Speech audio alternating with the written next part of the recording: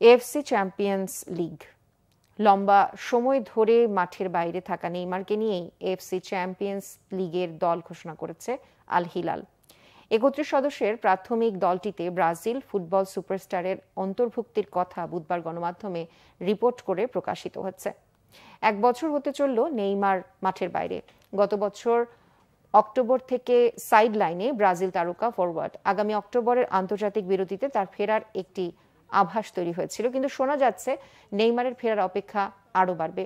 হয়তো বা নতুন বছরের কোনো এক সময় মাঠে দেখা যাবে তাকে।